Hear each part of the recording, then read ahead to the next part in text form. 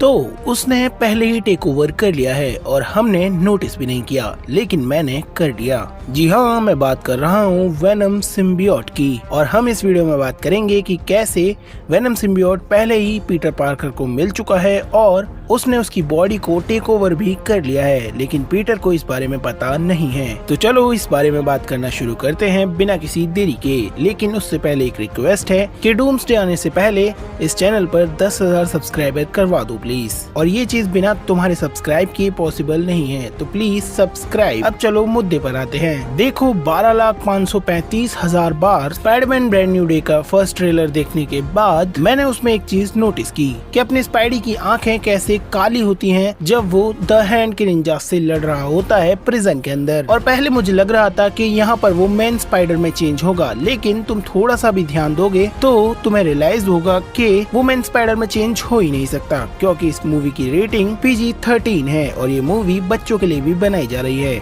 और अगर सोनी और मार्वल वाले स्पाइडरमैन को मैन स्पाइडर में कन्वर्ट करते हैं तो उन्हें बॉडी हॉरर दिखाना पड़ेगा, जो कि डिज्नी के बैनर के अंडर पॉसिबल नहीं है। तो ये तो कंफर्म है कि इस मूवी में वो मैन स्पाइडर में चेंज नहीं होने वाला, क्योंकि हमें मैन स्पाइडर की एक झलक स्पाइडर नोवार सीरीज में देखने को मिल चुकी है। तो बिल्कुल पूरी तरह से भूल जाओ कि इस मूवी के अंदर हमें मैन स्पाइडर देखने को मिलेगा, क्योंकि सोनी वाले बेवकूफ हैं, लेकिन इतने भी ज्यादा बेवकूफ नहीं हैं कि वो अपने दो प्रोजेक्ट्स में सेम कॉन्सेप्ट रखें। तो अब सवाल ये पैदा होता है कि आखिर क्यों अपने पीटर पार्कर की आंखें लड़ते लड़ते ब्लैक हो गयी, वो भी पूरी तरह से ब्लैक। तो अब अगर तुमने द वेनम देखी हो 2016 वाली, तो उसमें जब अपना एडी ब्रॉक पहली बार वेनम बनता है, यानी कि वेनम जब उसकी बॉडी को टेक ओवर कर लेता है, तब उसकी आंखें भी सेम इसी तरीके से ब्लैक हो जाती हैं और वो भी कुछ वैसी ही हरकतें करने लगता है जैसा कि हमारा पीटर पार्कर इस ट्रेलर में कर रहा है।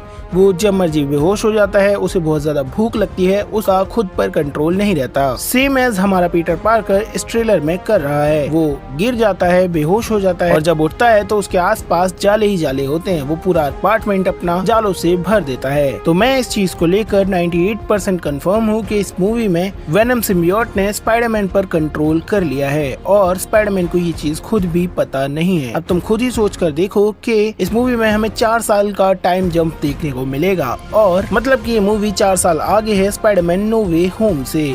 और तुम ध्यान दोगे तो नो वे होम की एंडिंग में अपना वेनम सिम्बियोट अपने स्पाइडी को ढूंढने निकल पड़ता है। तो कॉमन सेंस के अनुसार उसे 4 साल तो नहीं लगने चाहिए स्पाइडरमैन को ढूंढने में।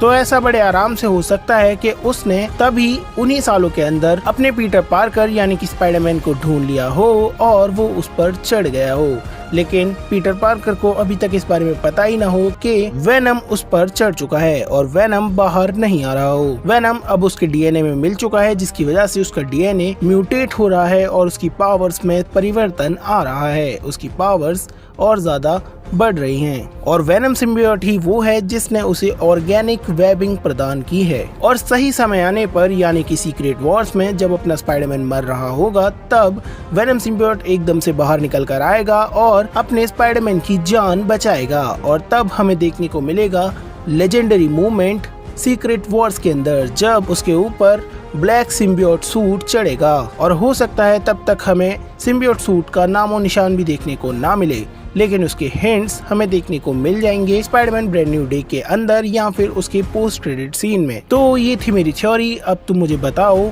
कि ये थ्योरी तुम्हें कैसी लगी और क्या तुम इस चीज से कन्विंस हो या फिर नहीं। बाकी वीडियो पसंद आया तो लाइक करो और सब्सक्राइब करो प्लीज। डूम्सडे आने से पहले 10 के सब्सक्राइबर करवा दो। मिलते हैं अगले वीडियो के अंदर।